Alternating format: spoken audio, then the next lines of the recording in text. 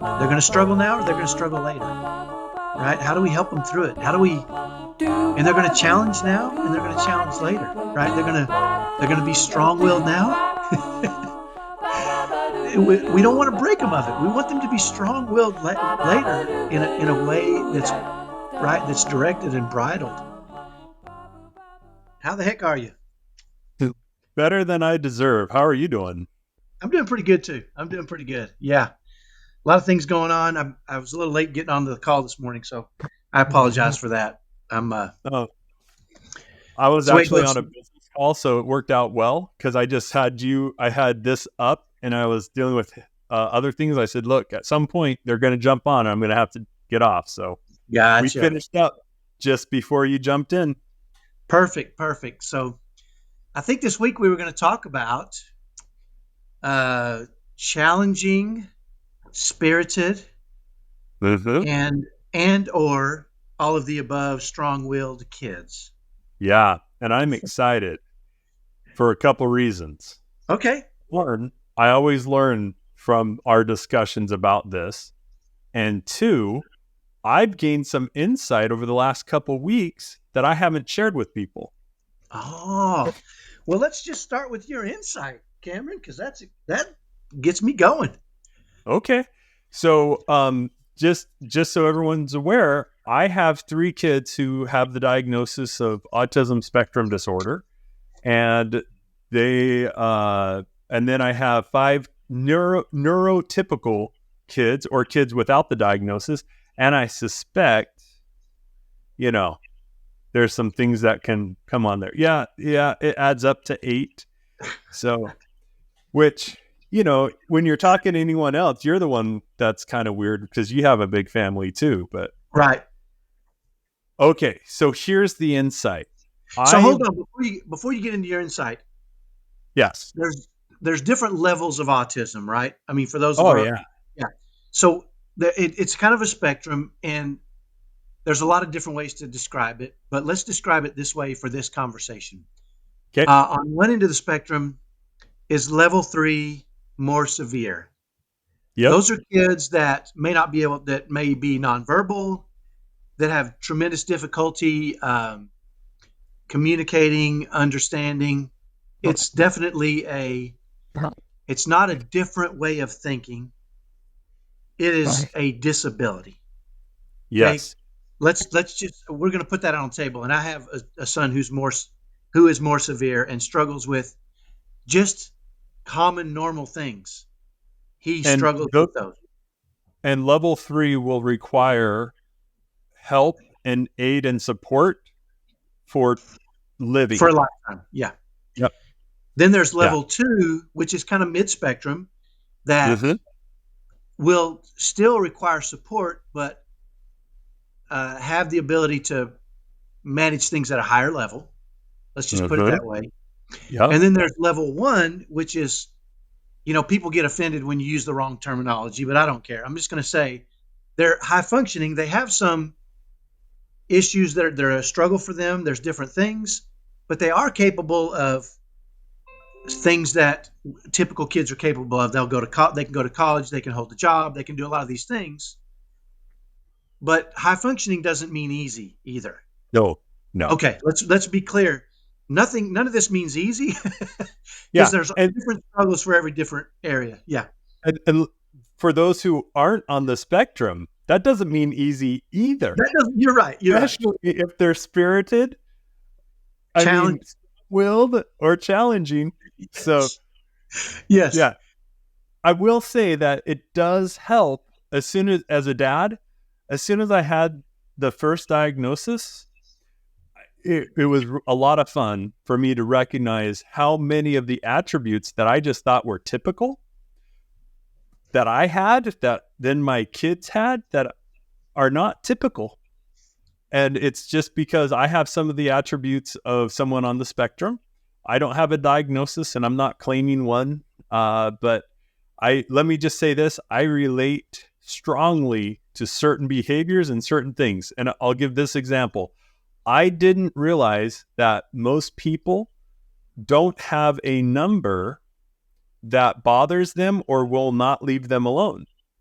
And if you don't know what I'm talking about, that's okay. But those who do know, it's a number you see all the time. And if you see a license plate, your brain makes a pattern so that it reflects that number. For me, my number is 16. Why? I don't know, You shouldn't but have it told me, will Tim. not leave me alone. Yeah. So all of a sudden you're just going to be doing things where it's like 15 and 17. 17 is the worst number. But anyway, the Yeah. numbers won't leave me alone. And I have a son and it's 7 and multiples of 7. And when he was talking about it, I was like, well, yeah, in back in the day when we would reserve a movie theater seat, he'd be like, hey, could we get that one? I was like, yeah. I was like, oh, I see. It's divisible by 7. He's like, yeah. And it's a good one because it's 2, but Yeah. and I got it. I understood him. It wasn't weird. Oh, I didn't realize that wasn't typical for most people. I just Right. thought that was normal. So then I'm asking my wife, I'm like, well, what's your number that bothers you or won't leave you alone? She's like, I don't have one. I was like, no, the one that when you're not thinking of anything, all of a sudden comes to mind. And she goes, I don't have one. I was like, oh, okay, let me further explain. When you're like peeling an orange, the number you try and get the peels to come off it because then it feels right. And she was like, I don't have that number. I was like, I don't understand. How can you not have this number? Everybody has the number. And she's like, no, Right. they don't. And then I'm talking to the therapist and he's like, yeah, that's one of those things that neurotypical people don't all have affecting them. Some people do, Right. but not everybody. So anyway, yeah. So big spectrum, even within those 3, there's a spectrum within those 3 as you get closer to others. And I will say that it's rare for someone to go from a level 1 to a level 2, but it's less rare for someone to go from a level 2 potentially to level 3 if they're borderline and close there. The diagnosis might change based on their ability to overcome some of the challenges associated with that diagnosis. Right. So now that we've, in a long-winded way, covered that together, let's Yeah. go into your insight. Okay.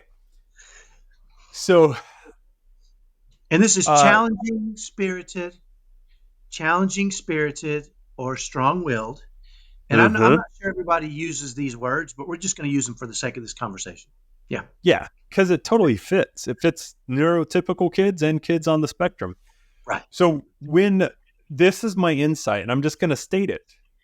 When you can have a much greater influence on the behavior of your children if you give them non-judgmental praise.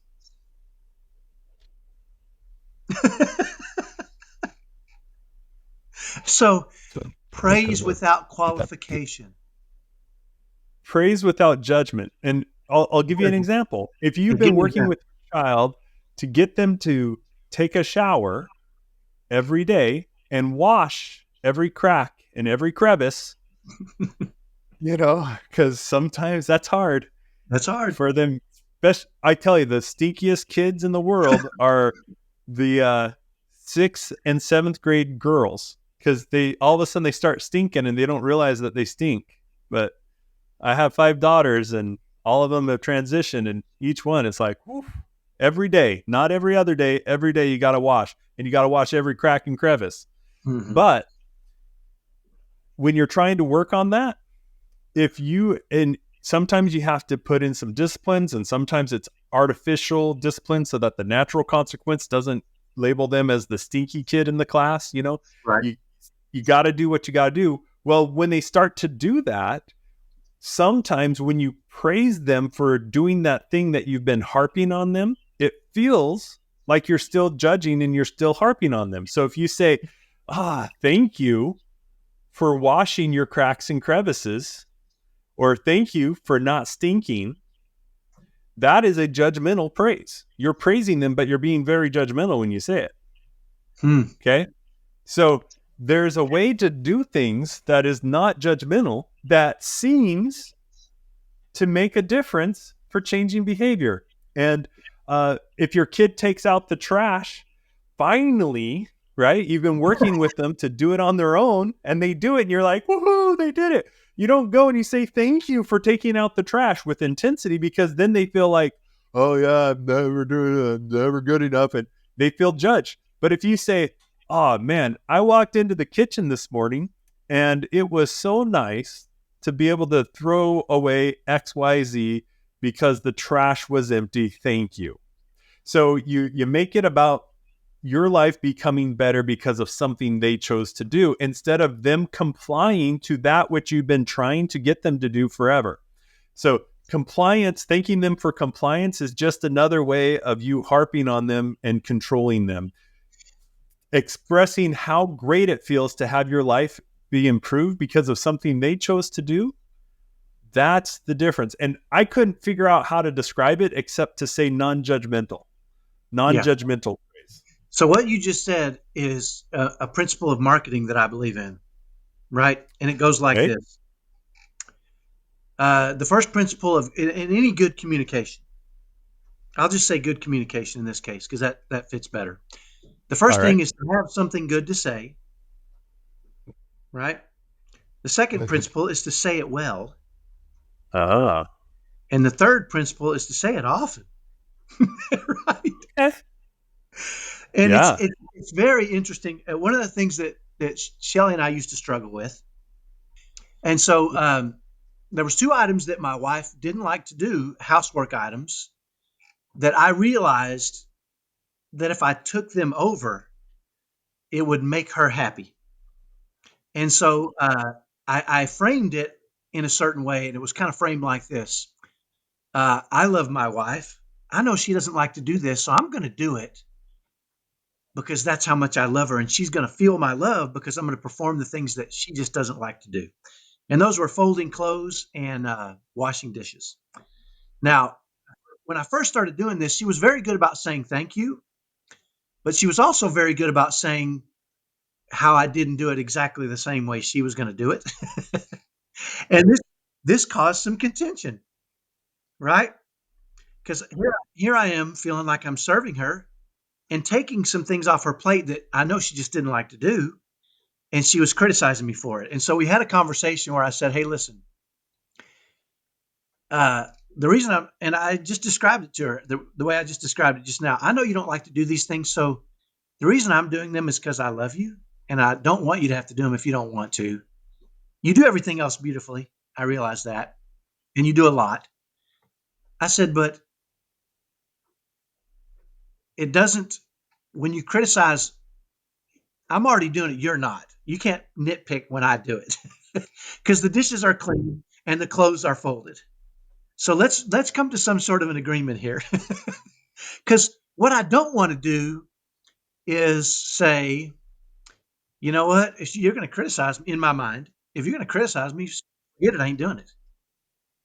Because why am I doing it? I didn't want her reaction to me helping her make me stop. Right. Right. So I sat down and I thought, okay, I've got something good to say, which is I want to do it for you and I want you to see that I'm doing it for you because I love you and I want you to feel that. How do I say Uh-huh. it well? Right. And so I thought about it, right? How can I say this in a spirit of love so she understands my point and she doesn't feel attacked over it or any of that kind of stuff, right? Uh-huh. And and the third part obviously is say it often, right?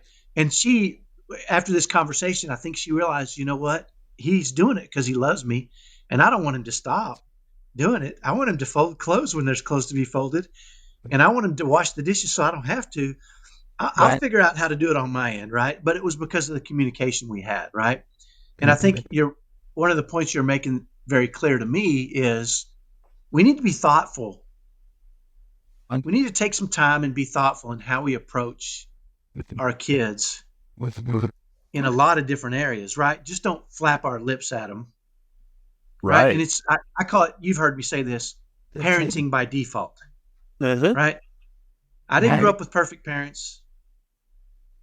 I learned a lot of stuff from them that may or may not have not been great or good. I'm sure I learned a bunch of good stuff, Yeah. but to parent by default is to me not a great idea because there's if you take a little time to think about stuff like you do with, the trash, and Uh-huh. you reframe it and re-say it, your kids, they're performing the activity that you ask of them. Yep. Why not get everything you can out of it as a parent, Well, right? yeah, and I love that principle that that principle that you just hit on is get the most out of it you can. That is interwoven into all of the lessons that you teach. Whether you're Hop Up and Hustle is one of my favorite articles of all time. In fact, I just went over it with one of my kids, explaining to them, hey, you're going to do this for your mom anyway. Get the most out of it that you can.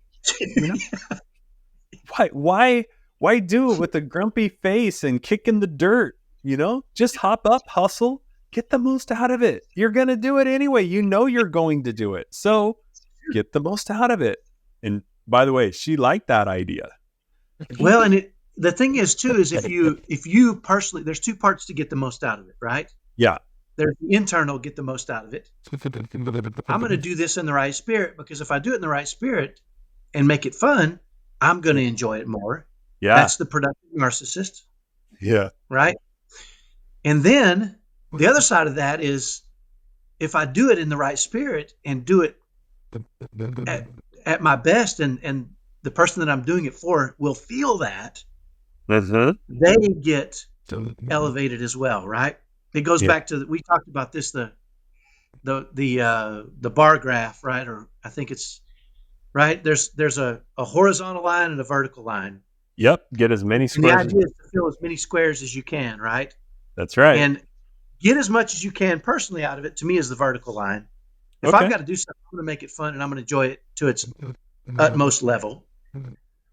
And if I have to do it and I'm going to enjoy it, I'm going to make sure the person I'm serving or working with gets as much enjoyment out of it too, right? And if I get a lot of enjoyment and they get a lot of enjoyment, there's a whole bunch of squares filled in, Yeah. right? Because you're going to perform it anyway. You have to. There's things you have to do. Yep. And you can get one square, which is, I'm not going to enjoy it. I'm going to make sure the person I'm doing it for or with doesn't enjoy it. Yeah. Or, fill 100 squares, 10 high and 10 wide, right? Yeah. And it's such a powerful framework to look at service or really anything, because people see that. One of the things I taught my kids is whistle while you work. Oh yeah. I love that. I love the example of them immediately having results while doing it at work. Yeah. And you called me out on it when I was working at a warehouse. And I'm cheerful. Yeah. This morning I got called in. I wasn't scheduled to work this morning, and at 3:20 a.m. I get a call from my soup, and I didn't answer the phone. I said, "Good morning," and his tone matched mine. Right. So he was excited to talk to me, knowing that I started off with "Good morning," and then I was able to come in. So yeah, it's really a powerful thing, right? My son's one summer came home from college and went to work on a construction site mixing cement by hand. oof, that's hard work. Carrying Those bags. 80-pound bags of Yes. yeah. And when they went to work, I said, "Now this is going to be hard work." I said, "The good news is you're going to get strong. I mean, this is like you're getting paid to exercise." Yeah.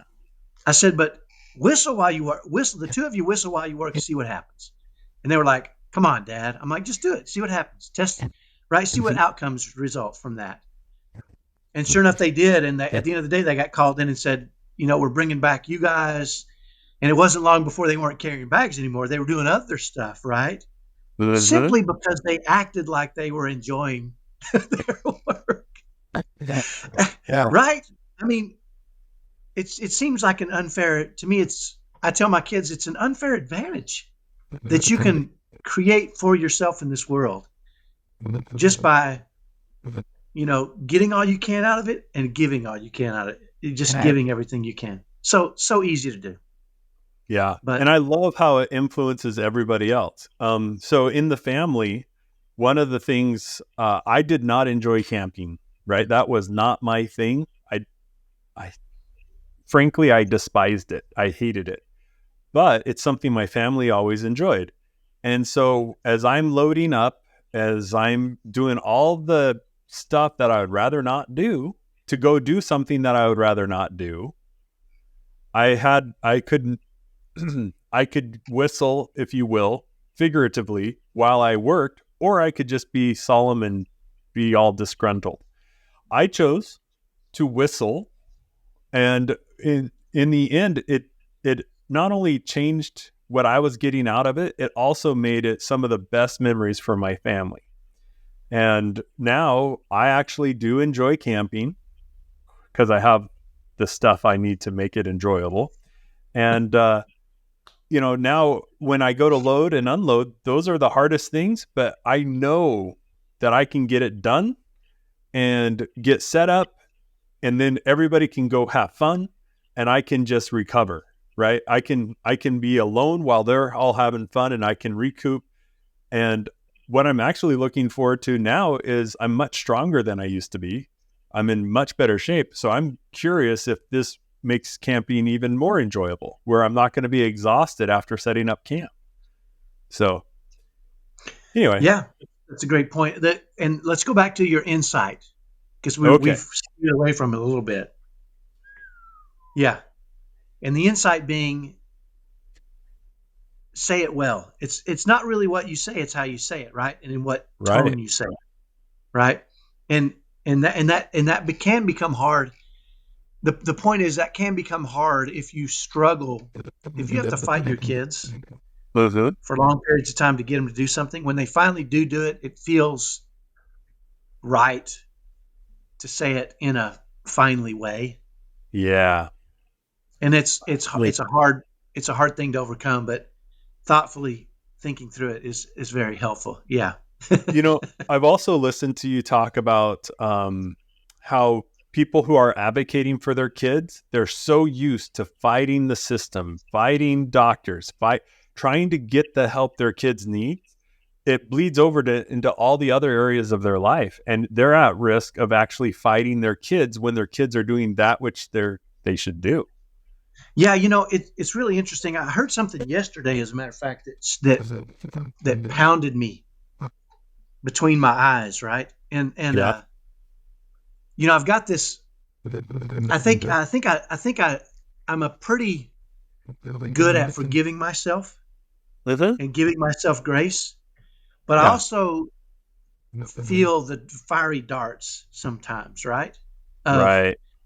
Even when it's not directed towards me, and I wrote it down, and it says, kids cannot rise above the constraints of their parents. I thought, oh no, right? And it was really the idea that, what I've been thinking about ever since then is, we've got these parents that face these challenging kids, and I think some parents, my wife, for instance, was a sweet, angelic little girl, right? My wife was, I'm sure she challenged her parents here and there. Yeah. But generally, she was just a wonderful daughter, right? And her brother was generally a wonderful son. I mean, Wow. and I'm sure there were challenges that I don't know about that, they were defined occasionally, but as a whole, I think my wife grew up in kind of being pretty compliant and pretty good, not really wanting to fight with her parents and those kind of things. So Did when it my first two, surprise her? Go what's ahead. that? I was going to ask if it surprised her when all of a sudden you guys had your two oldest boys who were Yeah. aggressive, assertive. Was that surprising to her? Oh, she thought she was the worst mom in the world. Like, what the crap is going on? What the heck is right? And I had to, and it didn't cross my mind because they were just me as little boys, right? Yeah. And I'm like, why are you getting so bent out of shape? Who cares if they chopped the tree down in the backyard? It was only 6 feet tall anyway. It wasn't really started, but they used an axe. Where did they get an axe? I said, well, they There. found it where the axes are. They're 6 and 4. What are they animals? And I'm like, yeah, they kind of are, right? But it didn't really cross my mind that this was new. This was absolutely new for her, right? And yeah. And she had no experience whatsoever in dealing with, right? Those she saw those people growing up, but she was like, I'm not doing that. I know the result of that activity, Mhm. right? I can see where that's going to lead those people. That's Yeah. trouble, right? And she Yeah. was a girl. She didn't want to get in trouble. She just wanted to, right, be a happy little girl and do her things, right, and grow. And so for her, it was, first she thought she was a horrible mom, and I said, no, no, no, they're animals. They're just feral little dudes, man. Yeah. And she said, well, what's okay and what's not okay? And I said, well, I'll have to hide the axe because the axe probably they could have chopped the leg off. That's probably. I said, but I mean, they are going to have broken bones. They're going to there's going to be things that are going to freak you out that you got to just throw at my feet, right? I mean, just. But the point is, she was with them all day, right? I'm at work. Yeah. She's wrestling these two freaking animals, and this is a feminine Southern belle, right? And so for her, it was a whole new thing, and it made me realize how she had to learn as an adult some different dynamics, right? She couldn't parent by default. She had to say, "Oh, I got to figure this out." Mhm. Right. And for me, it was a different figuring out because for me, I'd come home and say, you boys better act right or I'm going to whoop your rear ends. And they would get in line. Right. And that was Yeah. okay initially because they were scared of me. But it didn't take me long once my number 3 son came along to realize that fear was not a great way to lead my boys. Right. And so I had, and especially my number 3 son, who's more severe on the spectrum because he would just as soon fight me. He was Right. not afraid. He would, if he Yeah. felt threatened, he'd pick up a brick and hit me with it. Right? There was no line he wouldn't cross. And so I realized pretty quickly, yeah, that leading through fear and threat, it's not a great way to do it because eventually I knew it was going to lead them to when you lead with fear and threats and kids feel controlled and they want to escape. And that's not what we want for our kids, right? Yep. And so I realized early on that, especially when Eric came along, my number 3 son, that you have to lead with kindness and patience and love, and then kids feel empowered, Yep. right? But it's really hard when your kids are challenging you to be kind and patient and loving when they're right when they're Yeah. challenging you every moment, every day. Everything is defiance. Why? It's tough hearing a 5-year-old say why, why, Mhm. why, why, why. Eventually, you run out of patience, right? So it's really something that has to be practiced And pretty consistently. something else that's really challenging is when they are on their best behavior for one parent, and then Oh, for the other, they don't do well, what and I they think ought sometimes to. that's because for us early on, it was because they were afraid of me, Yeah. right? And so I would say, initially I would say, well, you just got to lay down the law. And they were never going to be afraid of her, Right. right? She could lay down the law all she wanted, and they were going to test those boundaries. They wouldn't test the boundaries with me, right? And part of that is consistency. But again, when my wife really she couldn't lay down the law with fear, right? Mhm. And she really had to bring me along to her side, which is we gotta create consistency through love and kindness and patience and right all those things that really tend to give our kids what they need to propel themselves forward, right? Right. Yeah, and That- also moms are at home. Some moms are at home all day with them, and they just get exhausted, just exhausted. So that was a yeah. challenge you had to face too, because boys will run you, man. I mean, these little suckers. And I've heard too, and I've seen this now a little bit. Boys are harder when they're little because they're just animals. Yeah. But girls get harder when they become teenagers because they start to go through the different things that teenage girls do and the changes and all those things the emotions become more intense for them and it Yeah. becomes a little more tricky. Yeah.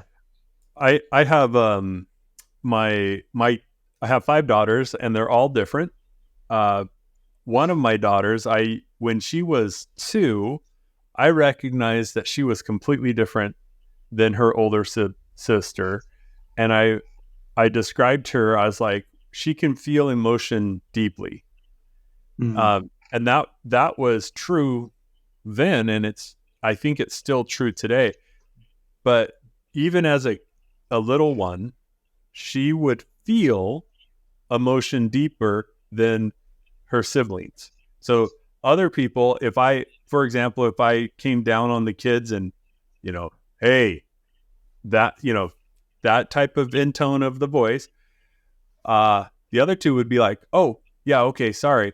And she would just weep, as if I had physically spanked her or physically done something, that she could just feel the emotion deeper.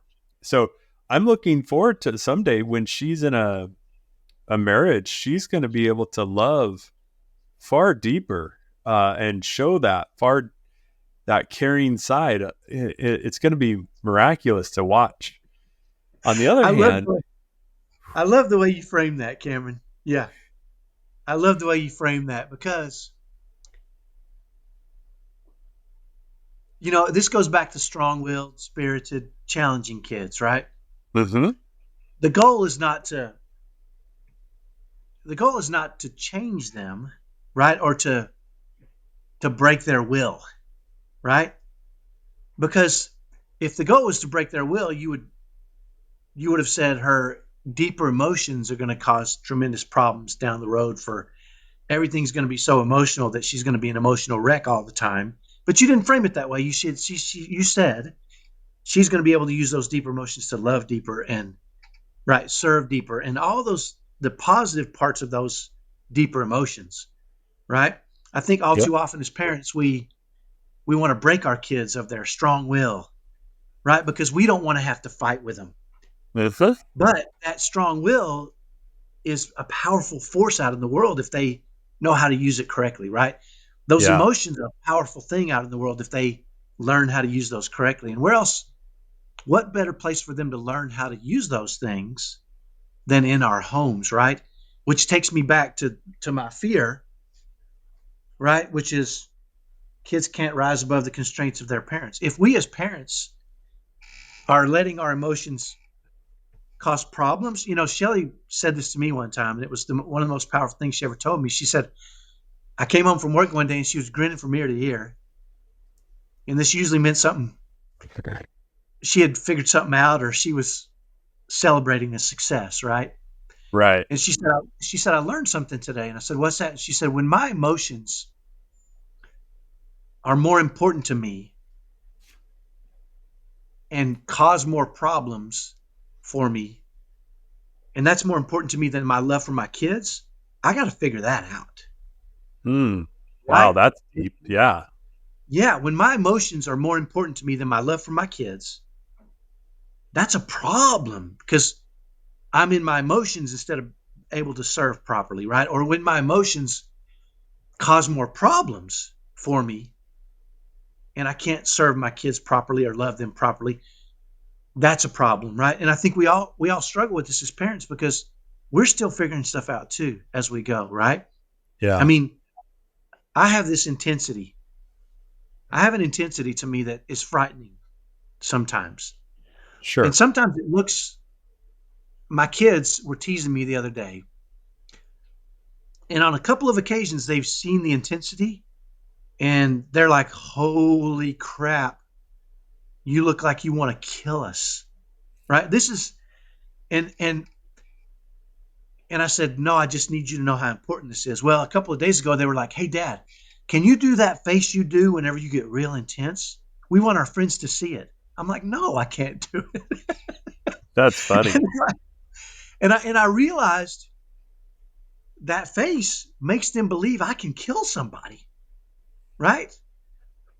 And that I don't want to be throwing that face at my own kids, right? But I when sometimes I do, right? Yeah, I try. I'm usually pretty level-headed now. I don't. I don't think it comes out very often. And I don't ever want it to come out because I don't want them to see me that way. But for them to tease me about it is a good sign, right? Because then I know that we've talked about it. They realize I'm human Sure. and I'm not Yeah. perfect, right? But it also, her saying that, leads me back to that quote. Our kids won't be able to achieve above our level of constraints. And sometimes we as parents are driven by emotions. Our emotions are too big. We let them take over. And our kids Uh-huh. are modeling that, right? They're watching us. I was just talking with a parent a couple of days ago, and I said, how can you expect your strong willed child to make adjustments to the way they do things and change when you can't? Uh, You're set in your ways and you're telling this kid, here's how it's going to be. And I'm the parent and you're the child. And this is the way it's going to be. And your child is going, I can't wait till I'm a parent. yeah. So Right? I can behave like that and So I not get can in act trouble. cool and just throw my weight around. Right. And I Yep. said, you have to tell yourself, listen, if I want my child to change, if what I'm doing is not getting the outcomes I'm looking for, I've got to change and let that kid see me change and adjust. Right. Uh-huh. And start to think through how I'm going to approach these things ahead of time. It's better to do it ahead of time because if you wait till Right. you're in the emotion, it's too late. Yep. Right. So have a plan going in. And by the way, what should make you create a plan is if you get frustrated or you lose your temper or you scream at your kids or whatever it is we do, is that should be a trigger for you to go back and sit down and say, okay, the next time that little sucker does this, I need to have a better plan than scream and yell and act a fool. Yep. The next time my child says, I hate you, mom, it's probably not a great idea for me to flip out and go in my room and cry and then tell my husband who gets home and spanks my child. That doesn't really work. We've tried that. That's not an effective tool. Yeah. So maybe the next time my kid says, I hate you, mom, I should try something different and see what happens. Right. And plan it, be prepared. And I think that's Uh-huh. a big part of not parenting by default, right? Is learning from our kids are learning their velociraptors. They're learning how the world works through how we behave. We got to learn what works for them too, right? And be able to adjust on the fly as well, right? Yeah. And just make sure that it's principle based. What we're doing is in a spirit of love, right? That's always a great place to start. So It is the place to start. The spirit it's of the love. Yeah. And what's funny is, as you know, each child is different.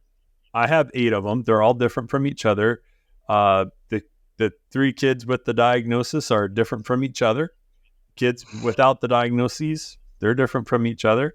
And we all have issues, whether you're 48 years old like I am, or 6 years or 7 years old like my youngest child, right? We all have issues that we're dealing with. Here's the other insight that I've had recently. So the first one was to praise without judgment, which is hard, by the way. Try it. right. You got to prepare. You said it well, Anyway, the other thing is to lower the expectation to 3 areas, to 3 things. You have to lower the expectations to the child's ability, to the child's willingness, and there was one other thing. Oh my goodness, I can't remember the third thing. It was their willingness. Oh yeah. And it has to be something that will have, so there's a gratification scale, right? We get older, we have much more to look back on. And so our memory can go further back. And that, I believe, we can actually then see further ahead. The older we get, the further back we can look, and it also expands our vision for the future. With someone who hasn't experienced life very much, their ability to project into the future is diminished. And if they have a cognitive issue, their ability to project in the future is also diminished. Right. So you have to lower the expectation to their capacity and to their willingness, and then set either an artificial reward or have the natural consequence occur within their vision plane. In other words, within the realm, how far ahead that they are able to see. And so for some kids that might be, I don't know, in their teens, that might be a couple months. But for someone else of the exact same age, that actually might just be a week or a day. So you have to set those expectations and the natural consequences to occur within their vision of play, their plane of vision, how far out they can see. And that you can figure that out by talking about their past. And if they're able to process their past by several months, you're good. You can go several months ahead. If they cannot process their past beyond a couple days, okay, it needs to be a lot shallower of a natural consequence. So those were my 2 insights over the last couple weeks. I like that. I like that because I'm not sure. I'm not sure about. So I'm not sure about natural consequences in a month range of time. Let me explain what I mean by that. Sure. My oldest son, super strong-willed, ambitious, type A extrovert. Okay. He could not see, and really still, well, not still, he's in his almost 30 now. But he grew up in a world where he couldn't see past today. Uh-huh. You know what I'm saying? Yep.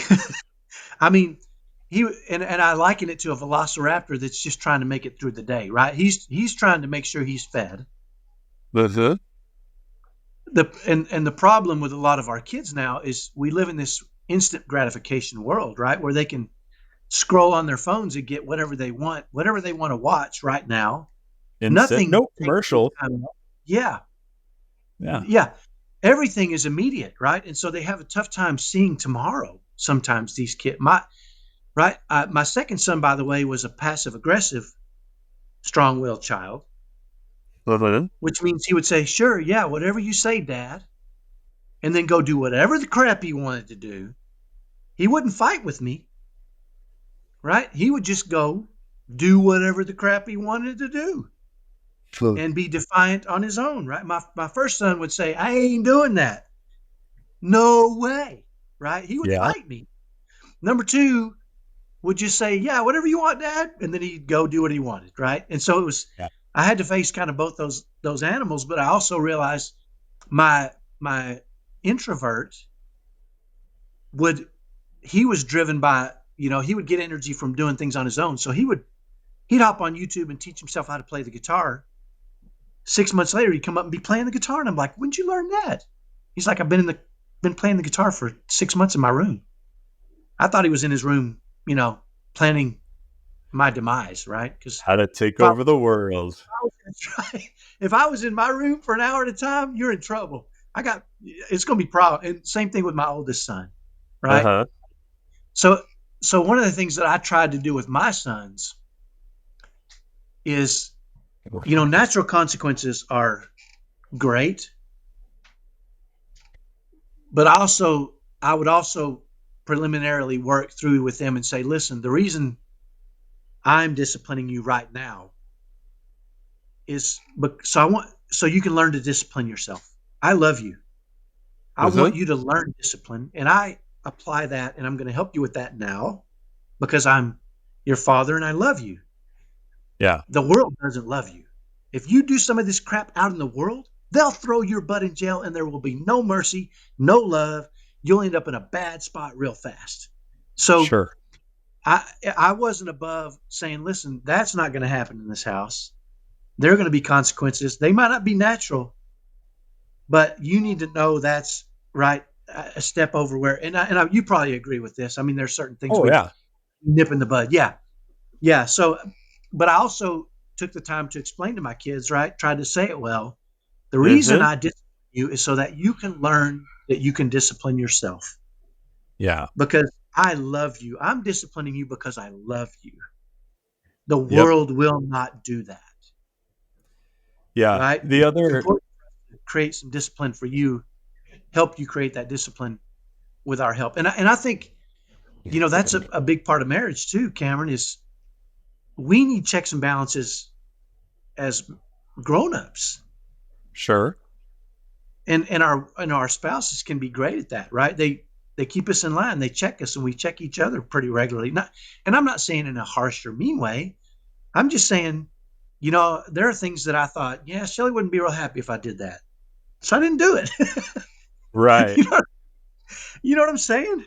And it I was a do. good check and balance, right? And I still find myself doing that, by the way. I think I've gone farther towards her than when she was even here. Oh, interesting. Yeah, because there were things I would do because I knew she wanted me to do them that I probably didn't want to do as much, or right. But I find Okay. myself now wanting to be closer to where, right, or things that she wouldn't want me to do, I don't even consider now, right? Or and I think it's because like you said a couple of weeks ago, we know we need checks and balances, right? We need that Yeah. person, and I don't want to get away from that too far while I'm on my own. I want to stay close to that.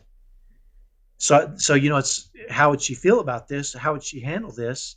I'm leaning closer towards her than I did when she was even here, right? Is I'm it? more aware of it, I think. Yeah. I found myself at So, a basketball game last night with my daughter, okay. and her team is not great, and they're losing a lot of games, and you could see it wearing on her, Yeah. right? And so we've had these conversations where I say, you're gonna have to play this mental game where you're competing against your very best self, right? The goal is for you to get better, and the goal is for you. Sports should be fun, right? Winning is fun.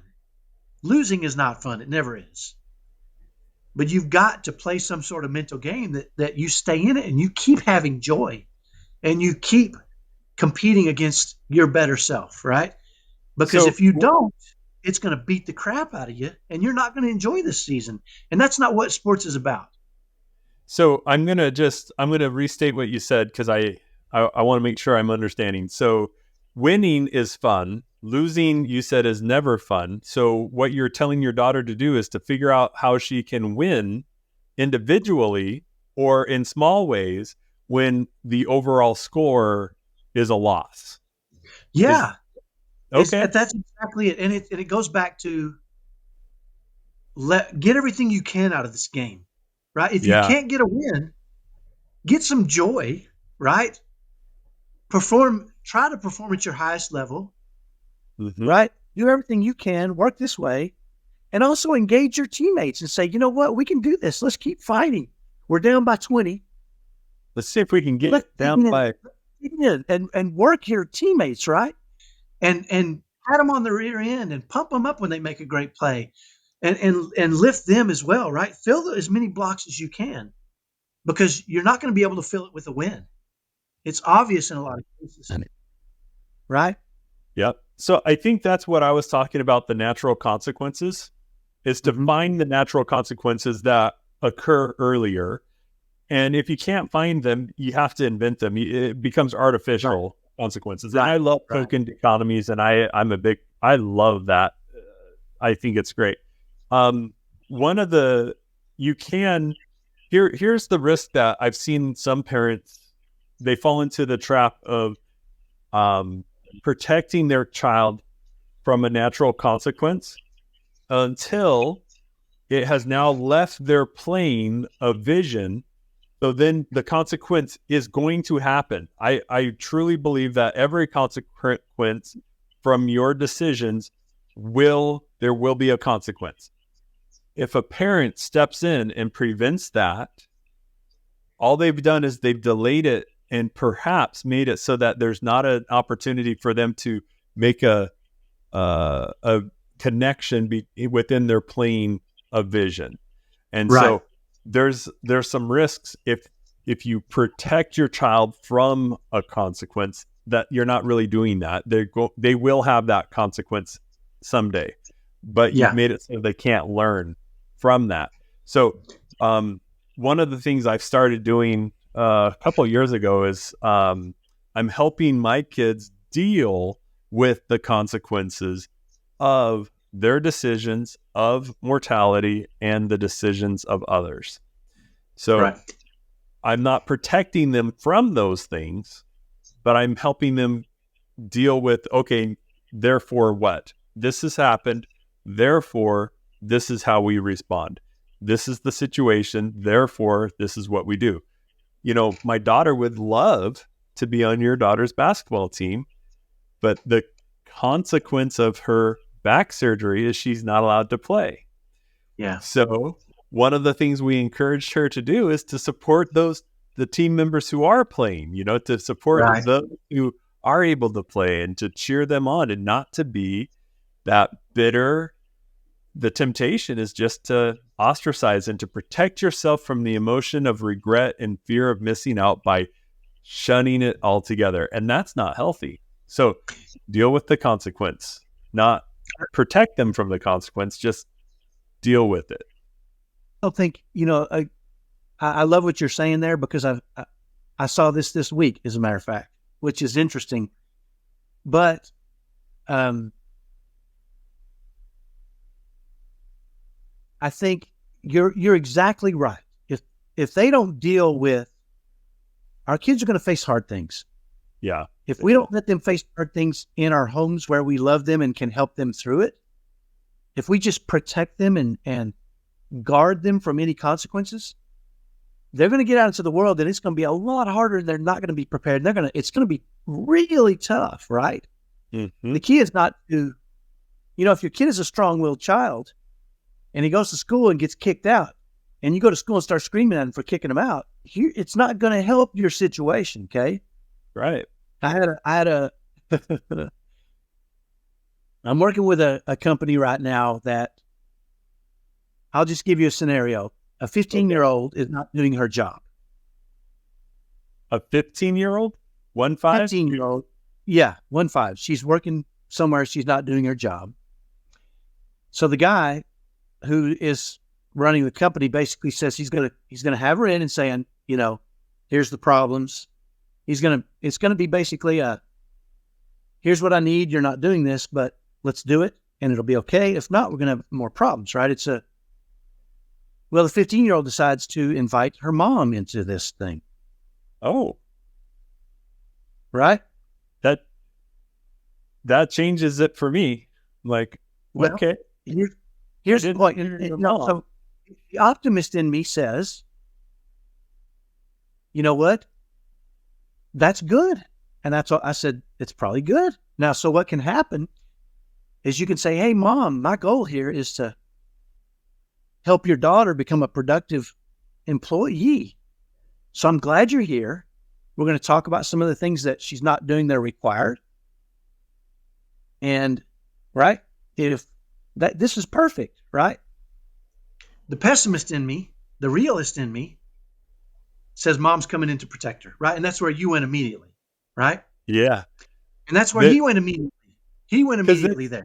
It's not a social norm to have a parent show up when you're 30 to help you with a discipline issue at work. So when your child is 15, that is unusual as well, but it's not unheard of. So, after considering it and thinking about some experiences I've had, I said, I want you to consider this. I want you to consider setting the stage for this mom. Yeah. Right? And say, hey, listen, I'm glad you're here. This can go one of two ways. If you are here to protect her from any consequences, it's not going to go well. You're probably going to be mad at me. That's not really what I'm after. Your daughter's going to be mad at me. She probably won't work here anymore. If you're just here to protect her, but if you've come in and you realize this can be a learning experience and we're going to work together, this can go really well. So, Mom, you get to decide how this goes. Right? So it can go either way, whichever way you decide. Yeah. If you're just here to say, I'm wrong, she's right, then we don't even have to have this conversation, and we'll go somewhere else. But if you realize this can be a great learning experience for all of us, we can handle this well, right? Yep. And I said, so after this meeting with the 15-year-old and her mom, I have another recommendation. I don't know what happened, by the way, yet. He said, what's the recommendation? I said, don't hire 15-year-olds anymore. There's a big difference between 15-year-olds and 18-year-olds. Okay. That's Just true. my opinion, right? But this should be a learning lesson for you too, right? It's something to you have to consider who you're working with, right? And Mm-hmm. again, the parents that are having kids now are the first generation where everybody got a trophy, right?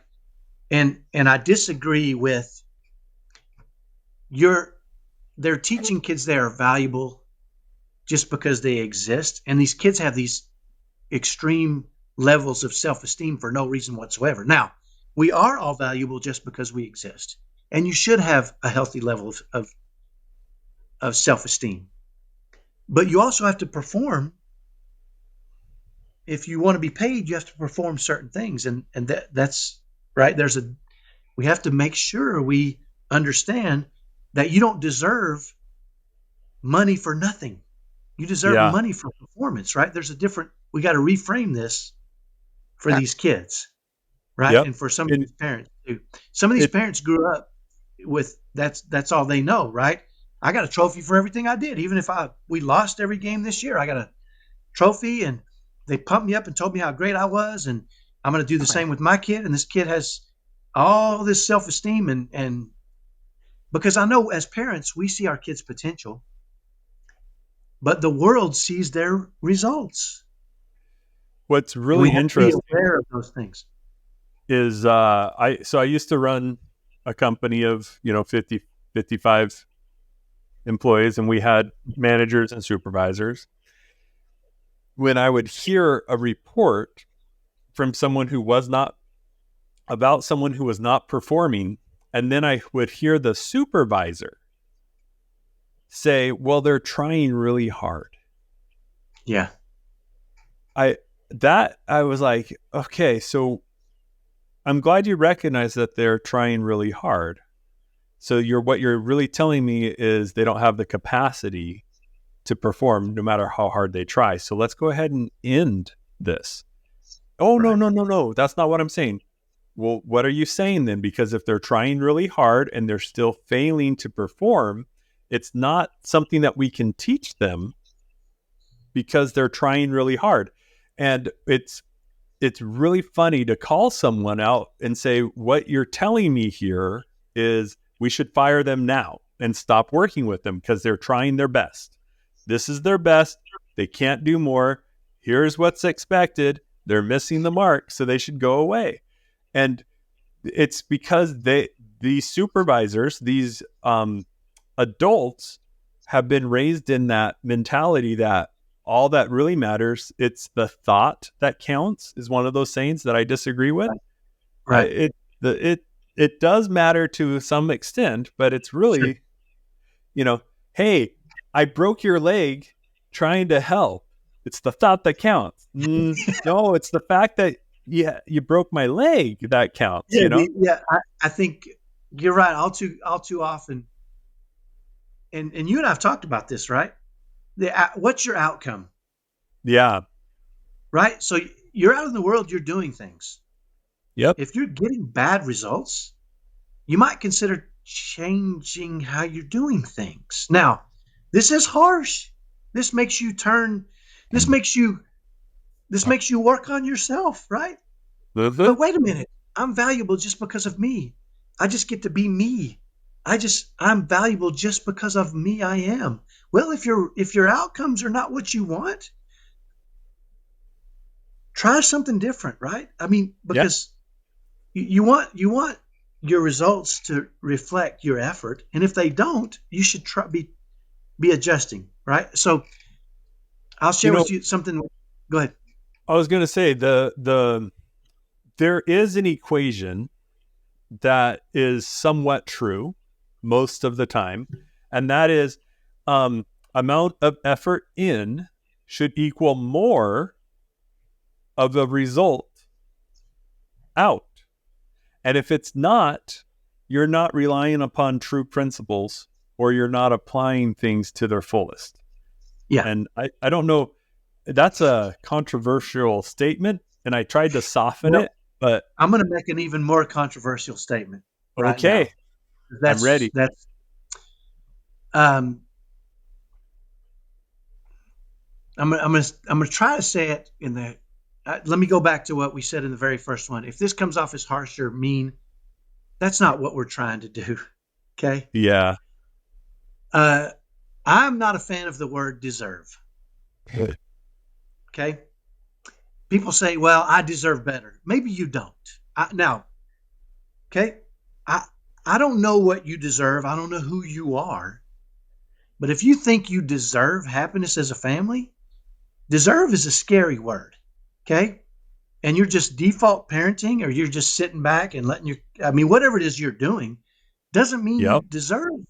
Deserve is a word that people need to really figure out what it really means. Okay. And the other thing, and I'm going to say this out loud, and Okay. it's going to come off as harsh, and I don't want it to, but when I'm pointing my finger this way, I know three of them are coming back at me. So I'm going to say this Sure. in this manner. Okay. Which is why I talk like this. Yes. Yeah, you got to do that so it's everybody else and not yourself. That's right.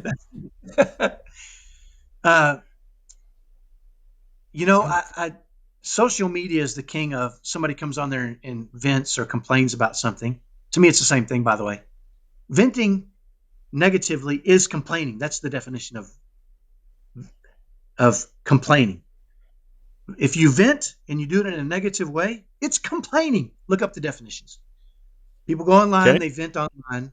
People come and say, oh, you're a great parent. You're a great parent. You're doing the best you can. You're exactly the parent your kid needs. Yeah. Okay? Not everybody can. Are there bad parents? Yes. There has to be. I've been a bad parent. I have too. I think we all have been bad parents. So there has to be someone who's a bad parent more than a good parent. Okay. I just hope it's not me. That's my point. Quit. You may not check yourself on this. Okay? Say, and maybe don't say, just say, how can I be a better parent, right? How can I be a better parent? Everybody's telling you you're a great parent. You're exactly who you need to be for your kid. Maybe not. Not everybody can be that. Maybe not. Give a little effort, right? Think about what you say. Consider things.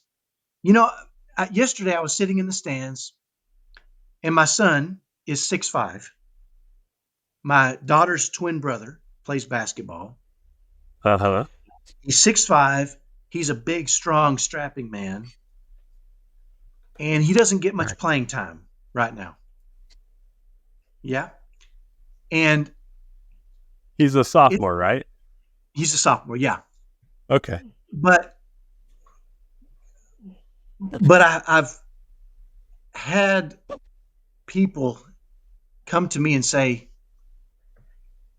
hey, Jack's 6'5". I can see what they're thinking, right? Why is he not getting more playing time? Right? Right. Yeah. And it's because my son Jack is a tender-hearted, sweet. He is a great kid. He is loving and kind and buoyant and happy. And when I was growing up, to play sports at that level, you had to have a nasty edge, right? Yeah. I mean, I was not a great athlete, but I made up for it with nastiness and grit and determination and anger, sometimes rage. Okay. And I've thought about this.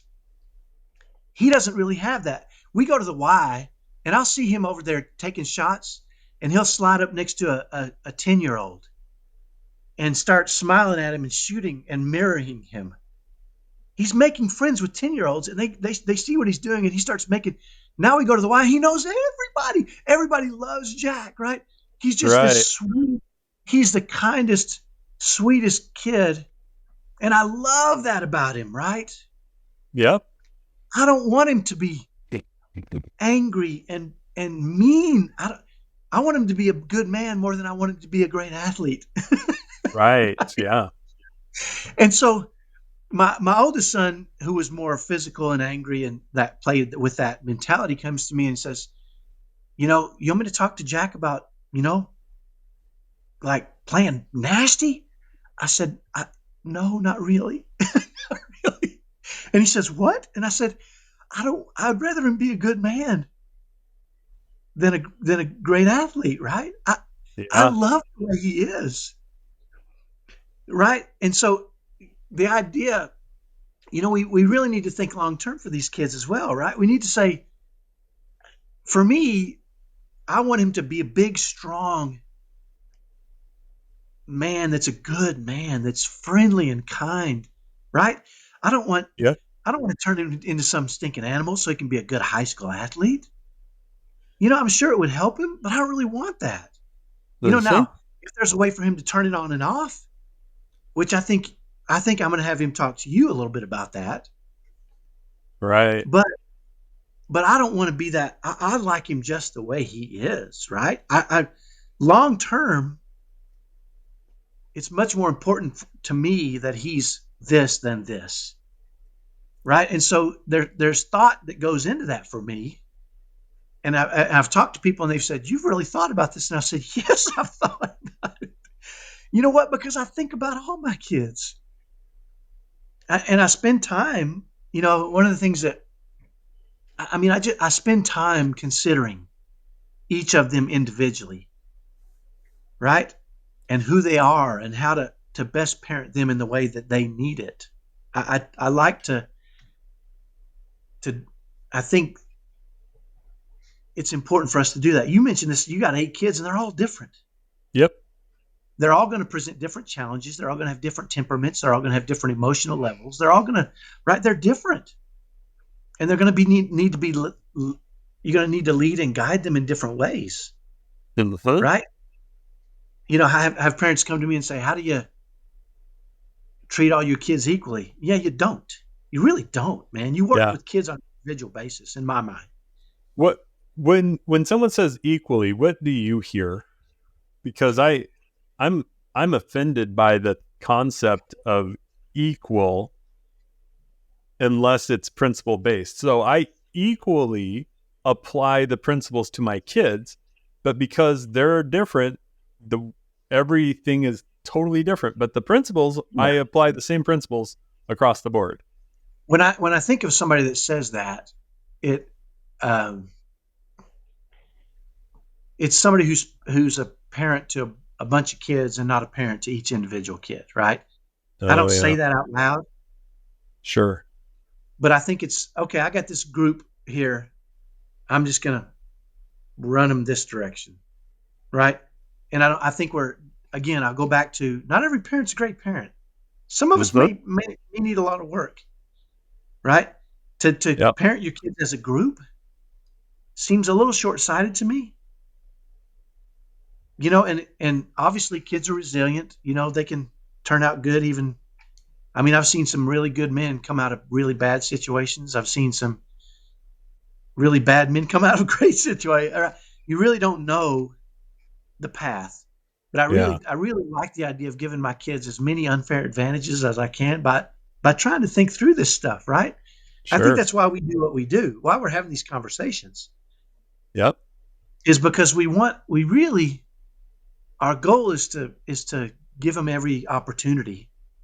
And that means we're okay with the work that comes along with that. Are you the one who shared with me about the empty aspirin bottle, baby aspirin bottle, where you lined all the kids up, gave them Epicat syrup to have them all throw up into the bathtub? No, I didn't do that. Oh, okay. There was No. some story. It wasn't that you had done it. I think somebody told me the story about a parent found an empty baby aspirin bottle and knew that they needed to get their kids to, Oh, and okay, okay. instead of finding out who did it, I'm sure they probably said, hey, who did this? And no one fessed up. Right. But then they made everybody throw up. Now, see, that's equal. Yeah. Yeah. I don't think that's right, per se. Oh, George ate all the aspirin bottles, so let's make you all throw up. to get the aspirin out. Well, I didn't have any aspirin. Doesn't matter. We've got to be equal. That's what goes through my mind is just unfair, yeah. I like the way you put it, where you parent each child individually, and I kind of feel that's what our Father in heaven has done for us. And by the way, I like your T-shirt. Give us this day our daily buckets. Does it have a reference underneath it? No, it's Axe Sports. Axe Sports. So my oldest son, Alec. By the way, this is why you don't want to break your strong-willed kids, right? Oh, yeah. Harness, yeah. Okay, go. He is so. One of the things I didn't like about him when he was a kid was he was so creative in how he challenged me. Super creative. That kid would come up with every idea under the sun to test my fortitude. I mean, he put me through it, right? Yeah. Now that he's an adult and he's married, he has all these great ideas that he implements. He tries. This is his new company that's a T-shirt company that he does scriptures that he turns into basketball scriptures, right? Right. Yeah. So if you have a favorite scripture, he'll turn it into a basketball scripture by changing maybe one word. Right? Give us this day our daily buckets. Yeah. And the idea, he calls it Axe Sports, and it kind of is, the axe, right? The scripture axe. But the idea for him is he loves basketball and he loves the gospel, right? But he's not a preacher, right? Yeah. But he thinks I want to spread goodness and joy, So I'm going to take scriptures and I'm just going to change words to buckets, or and on the 8th day God created a hoop or whatever he decides to do. But if you have a favorite, he's so creative. If you have a favorite scripture and you send it to him, he'll send you that scripture back in a basketball term, right? Oh, and it's so fun. Cool. You know what I like about that one? What's so that? Give us this day our daily buckets. So if you go back, when that scripture was written, give us this day our daily bread, sustenance to live, you had to concentrate on that on a regular basis. The quote wasn't give us this day our daily air to breathe.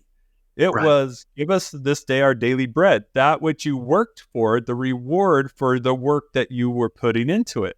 And what I love about this is it kind of modernizes it in a fun way, but symbolically it's still, hey, give us this day our daily bucket.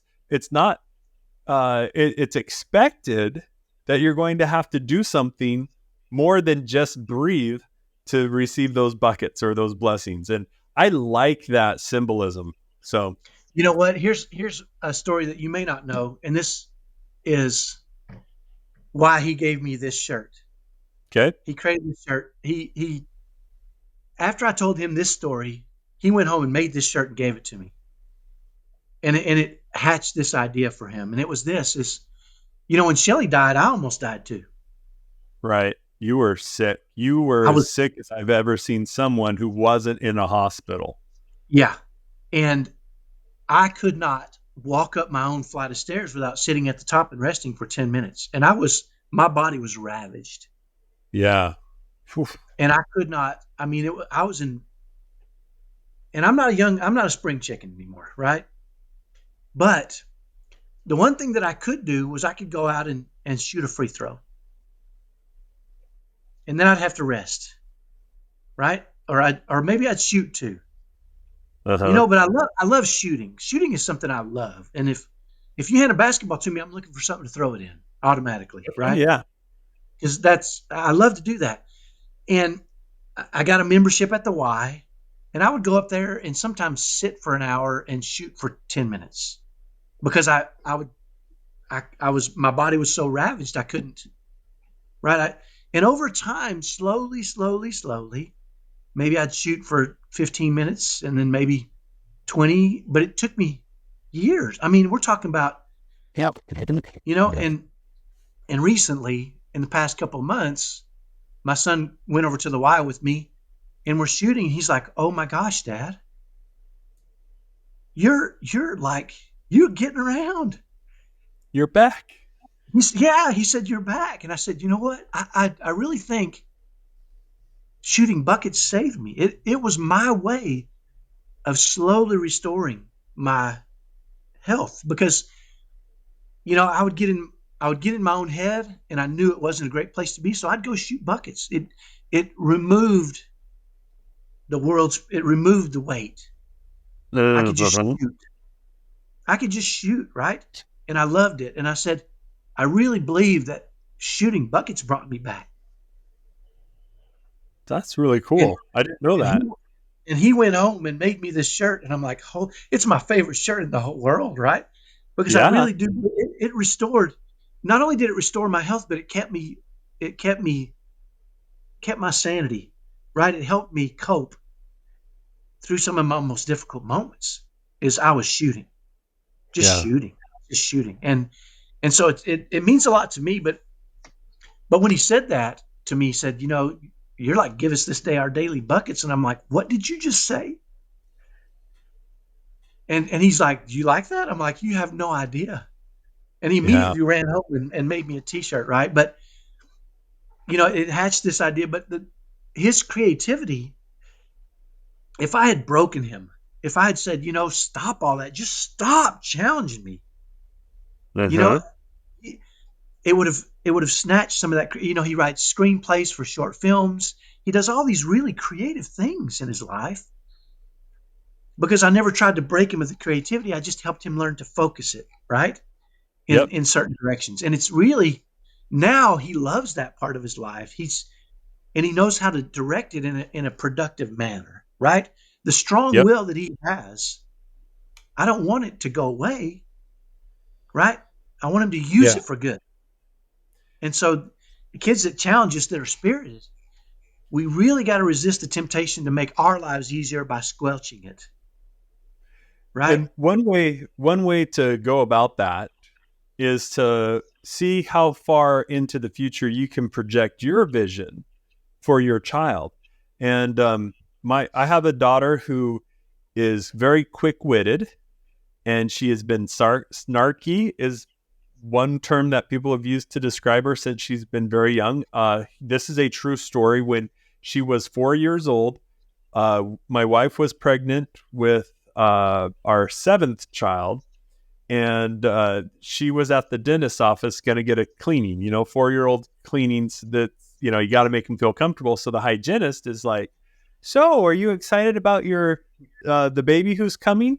And at 4 years old, she said, "Yes, but they won't let me name him." And she says, "Oh, what do you want to name him?" And she smiles and says, "Satan."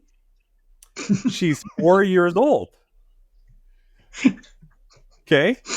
That has Yeah. just grown and amplified as she's gotten older. And she is a creative writer. She just told me the other day, she broke her novel that she's writing. She hit 30,000 words. I don't know if I've ever written 30,000 words on one subject or topic. Right. But so I actually wrote this down. The word harness is one of the words I love. It's a noun.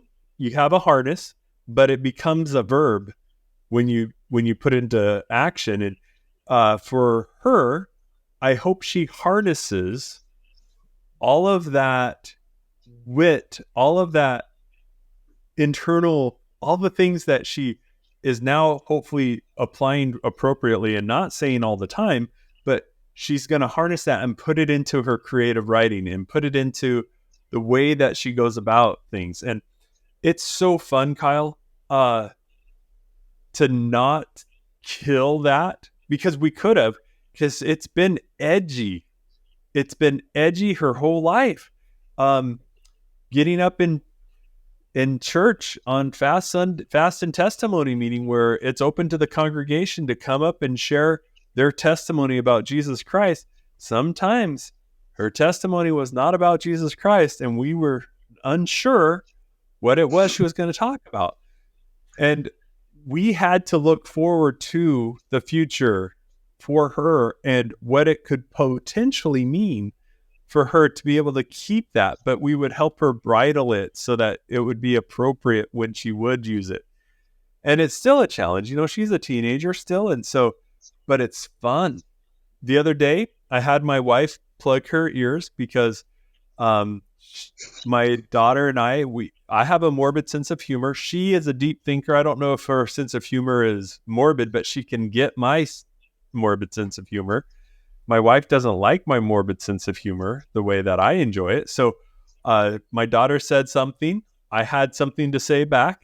I asked my wife, I was like, could you plug your ears? And so she plugged her ears. I said my snarky thing back to my daughter. We fist bumped. And then my wife unplugged her ears and we went about our day. In doing that, I was modeling to my daughter the appropriate audience.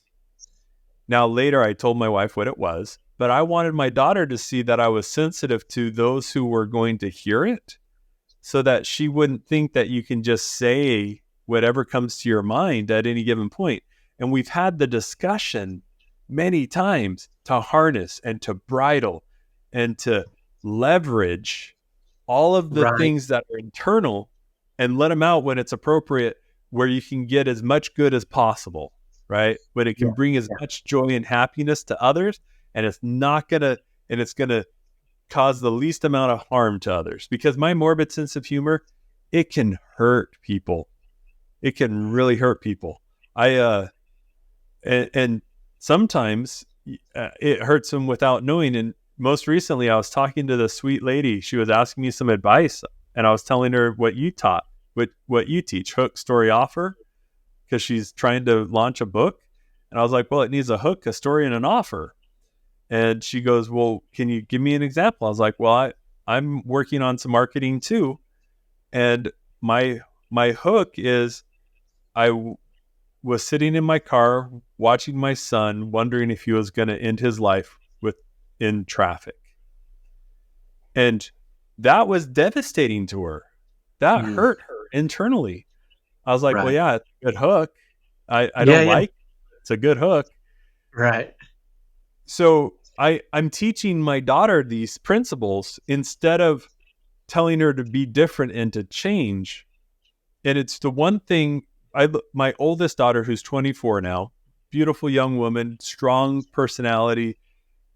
I wish I had learned this lesson with her, that it's okay for her to be the way she is and not try and change and sculpt her into what I think she should have been. Instead, I could have guided and talked about when to let that which is part of her out and how to bridle it and control where it's going and to harness it to get as much power from that as possible. A lot of what I did was framing it into how she could be different and how she could change instead of how she could apply it. And I wish I had done different. I've talked to her about it. So, and luckily I started to apply these principles that I've learned for my younger kids. So they're, my then 4-year-old, now teenager, a decade later, we did not squash that. We accepted her, that this was part of her, and we've helped her to put it into the right frame of mind so that it's appropriate and does the least amount of harm and the most good. Yeah, and I think you just described letting your child be who they are, but also helping them understand that there are outcomes that they need to pay attention to, right? And helping them understand that it's not okay to just be who you want to be. Right. You don't be the Tasmanian devil spinning around and destroying everything that you come in contact with. That is not okay. Right. But you want them to be the core of who they are, right? That's an important part, but also learn from your successes and failures, right, in the world.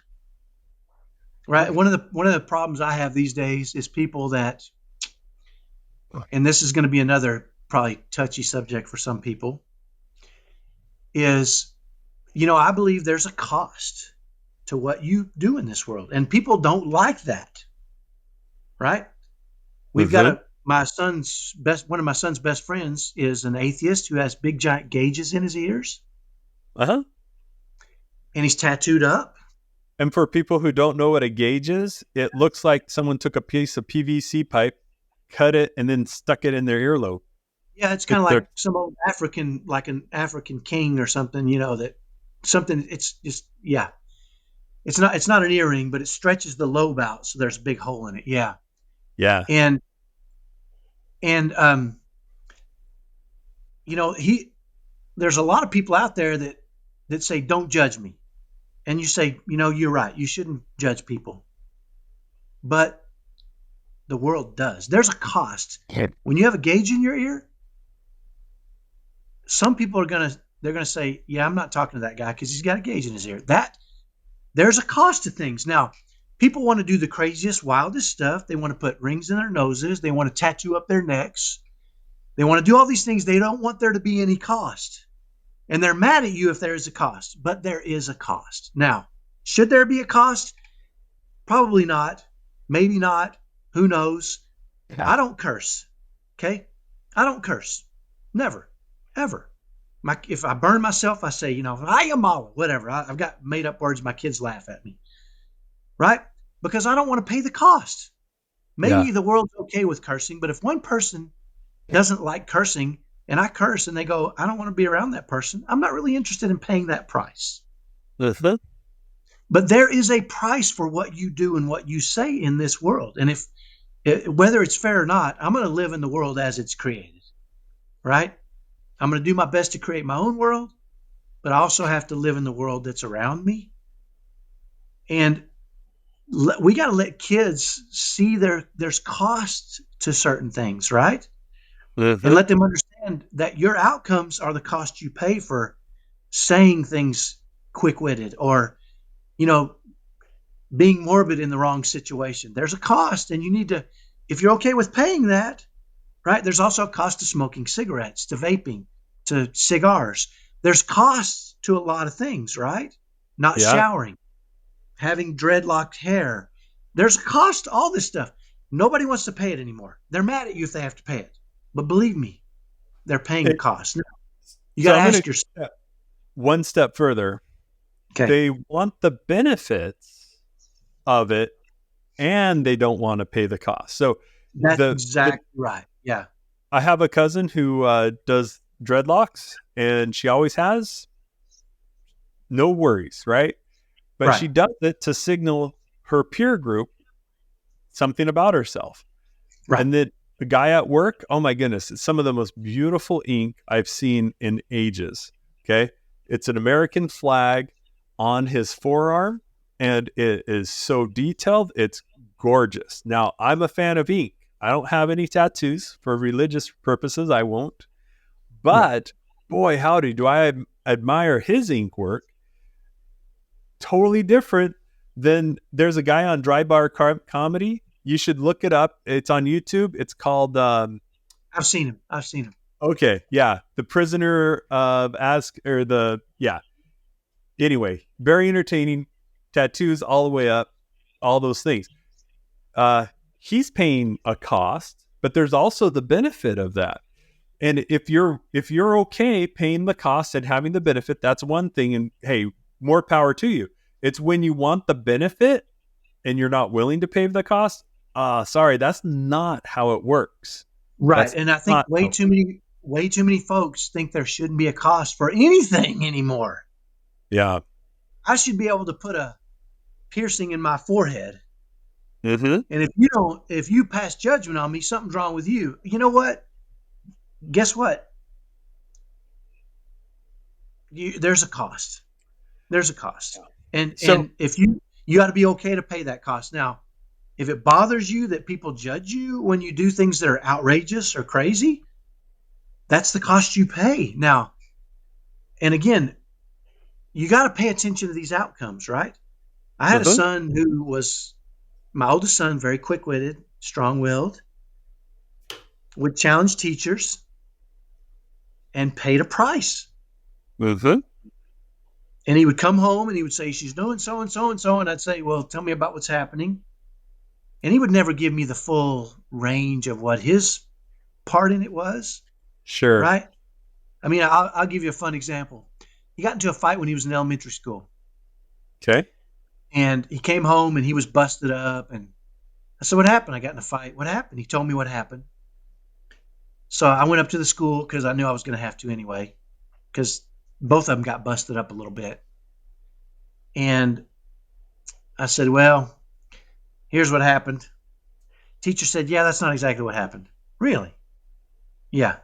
Now, what happened was a variation of what my son told me from his perspective. I'm not saying he lied about it, although he may have. I'm not putting it above him, right?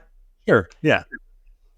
And the other kid had a different variation of it, completely different variation. And the teacher that saw the whole thing had a third variation. It was probably closer to the truth, right? Sure. And so I said, "Oh, okay, right." Now, I could have gone up there and said, "My kid said this happened. It's what happened. You guys are wrong. Action needs to be taken." But again, I went up and said, "Tell me, here's what he says happened. What did you hear?" I don't want to protect him, right? I want him to learn from these experiences, right? Yep. And I went home and said, "You know what, Alec? Here's what we got to do," right? And so we had this conversation, and I let him suffer the painful outcome. Again, I love him. It's a Uh-huh. lot easier to let them struggle in our presence through these difficult situations because we Yep. love them, right? And we'll Yeah. work through, like you said, you'll help them. You'll help them deal with the Do, consequences because yeah. there are going to be consequences either now or later. You And it's know, better what's that. funny, I had a situation similar where one of my daughters did something and she was morally correct in her actions. She was morally correct to take action. Um, and I told her, I want you to do that again every time. Right. Now, we're not going to stop the consequence from happening. The Right. song is choose the right, let the consequences follow. It is That's right. not choose the right, prevent the consequences from happening. Yeah. And Well, that's also, my son is struggling with a knee injury right now. My oldest oh, 6'5" son. Yeah. oh, that's too bad. He was playing high school football, and he strained his left knee LCL. Okay, And it takes time to recover, right? And he'll keep tweaking it during basketball season, and it's and so it's not making him happy because he's not at full strength. He wants to be at full strength. sure. I'll come home, he's got ice on his knee, right? And we I can tell he's good spirited about it. He knows it's part of life, right? I mean, and a couple of nights ago, I could see he's getting a little bit down about it. I said, "How you feeling?" And we kind of had a little conversation about it. And I said, "You know what? Now's when you get to really, I mean, you get to really show the world who you are, right? I mean, are you just happy because not everything's going right? Uh-huh. Are you just a buoyant, great kid when everything's going your way, right? Or and frankly, no, he's a great kid even when he's struggling with this stuff, right? I think I was my intention in doing this was to show him, dude, you're going to face challenges, but you are this man, and you're growing into this man that faces challenges in a certain spirit, and I love that about you. I'm watching you face this challenge, right? Yeah, yeah. And I'm sitting in my favorite chair, and he's sitting in front of the fireplace, which is actually right next to me here, right? Oh, And he's sitting on the hearth, and he says, "You know what, Dad? That's what you did. That's what you do." wow. That's I've watched, and I said, "You know what? I appreciate that. Things get hard, man. We're going to struggle. We're going to face challenges that are overwhelming. Sometimes seem like they should break us, right? I struggled with knee injuries as a kid too, so I can talk to him about it, and I can say, "Hey, right? Here's what you got to ice it. You got to rest it. Rest, ice, elevation, compression, right? RICE. I mean, yeah. I mean, I'm working through this with him, but I know it's a struggle. I felt it, but I'm watching him handle it so well, right? That's And awesome. and go through these things. And my daughter last night, I could tell halfway through the game, the first half, she was struggling because her teammates, she felt like they weren't helping. She just was on her own. I could see it in her eyes.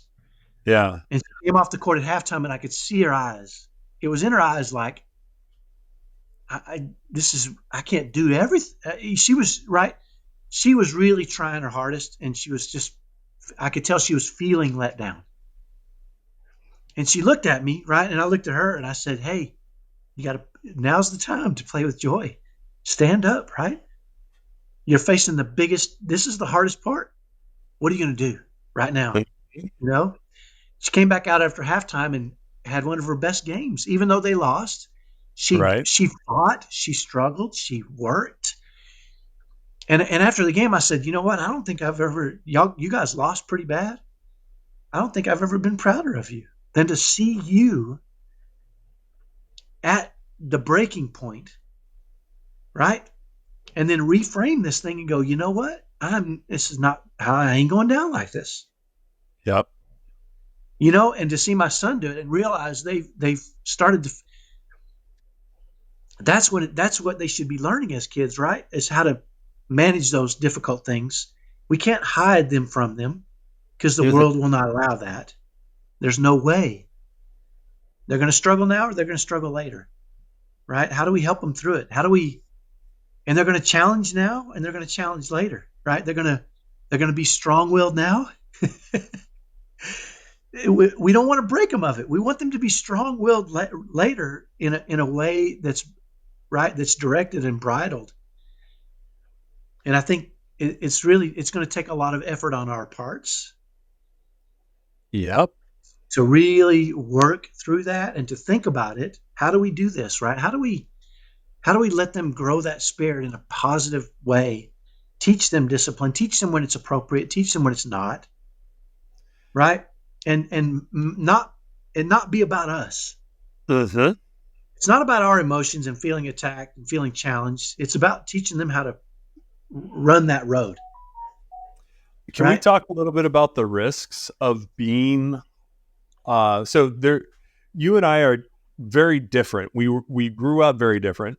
There's risks to being similar to how I was growing up as a dad, as a parent, and there are risks associated with being strong-willed and spirited like you were growing up, and now you're a dad. So you talked earlier about that you started off with the first two kids kind of using fear as the, hey, this is, chill out, fellas. I'm bigger than you, whatever it was. Right. So let's talk about the risks from both sides, because both have risks. Both have blessings. There's risks. Yeah. So the real risk that I was forced to change my approach dramatically when my number 3 son came along. Severe autism. He would not back down. If I tried to put fear into him, it was like giving Godzilla electricity, right? He'd ramp up even more. There was no line he would not cross in an attempt to control, right? Yeah. And so I realized that the only way really to manage him was really through patience and loving kindness and really creating very specific strategies that I could use in situations that helped guide him. Now, what do you think would have happened if you hadn't made the change? He would be either in prison or in an asylum that had him heavily medicated so that he didn't hurt people. He didn't try to impose his will on everybody else.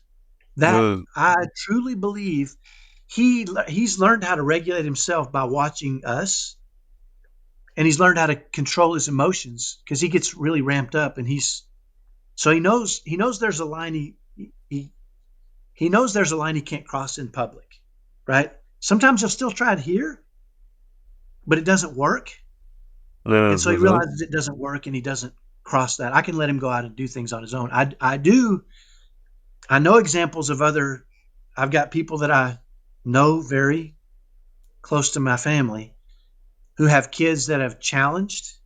The parents have used fear. The mom used fear until they got bigger than mom. Then she used medication, heavy medication on them. Mm-hmm. Then she used guilt. And I'm telling you this from the perspective of the son who I ended up working with. All his brothers were on heavy medication. 2 or 3 of his brothers have had drug addiction problems. This one kid almost killed himself on purpose through a drug overdose because they felt manipulated by, and I'm not saying their mom was a manipulator. I'm saying that was their perception of fear didn't work, so she used guilt, so she used all these things. Again, I don't think she had any inherently bad intentions. I think she was just didn't know what to do. She didn't create a plan. She didn't she just would default to whatever came naturally. And in some cases it was guilt, and he told me a story about one time where the mom wanted the kids to do housework, and they realized pretty quickly as kids, if they didn't do it, she would get overwhelmed and angry and frustrated and scream and yell, and she would create a new program. Program of the week. We're going to try a new program. And they knew if they waited her out long enough, this is the son telling me this, she would get mad, frustrated, angry, discouraged, cry, scream and yell, cry. And then all the kids would come around her and say, "We're so sorry." But then that program would fail, and then she would try a new one. And the boy felt like this was a guilt trip. And after a while, he's like, I know what she's doing. She's trying to guilt me into doing this crap now, so I ain't going to do it. This is a really strong-willed kid, right? Wow. Mm-hmm. And so eventually she put them all on medications, heavy medications that basically turned him into walking zombies. They still didn't do the housework. They never did. Right. And so, there's been different. One of the kids has grown up to be pretty. He has gone back and looked at it. I've talked to him, and he realized that she was doing the best she could, and now he realizes there's a different way to do it, and he's looking at it from a different viewpoint. Mm-hmm. But he won't medicate, right? He's really against medication. Another one of her kids hates her. They can't get, it's really it's a really dysfunctional situation in a lot of ways. Sure. But the father tried all kinds of different things too. And I think when kids are velociraptors, they figure out what works to get their way. Sure. And all too often as parents, we just default to letting our emotions take over, right? And that could be anger or crying or whatever the case may be.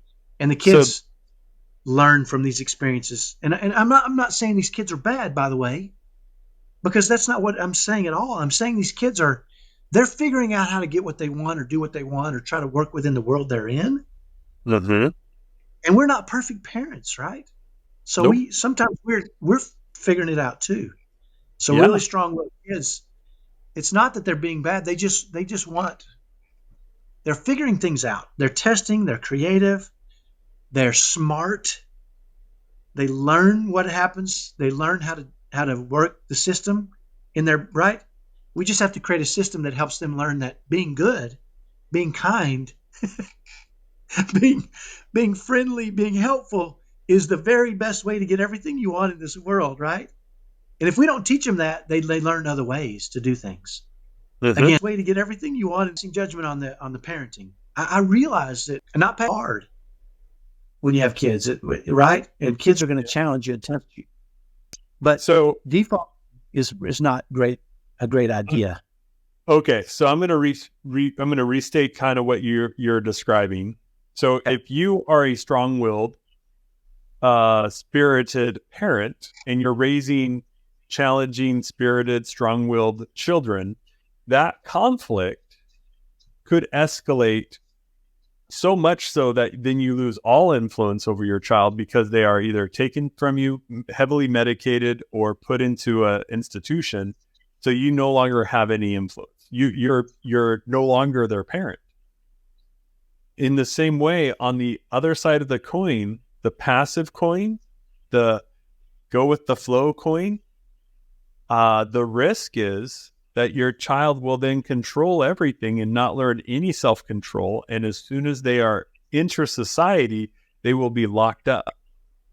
Well, society, and not necessarily, yeah, and so to speak, they're going to suffer consequences in the real world that are going to be a lot harsher than we want to see them suffer, right?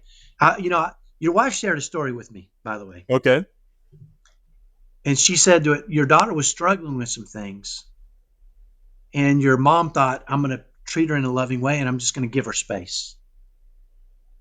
I'm going to give her space. She just needs space, right? And she didn't realize, and she thought that was the loving thing to do, right? And she realized later on that that was absolutely not helpful for your daughter. That Right. all she was doing was giving in to your daughter's.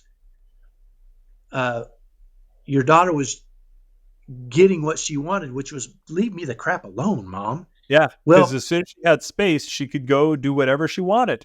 I didn't know that part. With what's funny is because externally it looked like she was Loving in a structured environment or grounded, but internally she was free to do whatever she wanted internally, and that's what she was going for.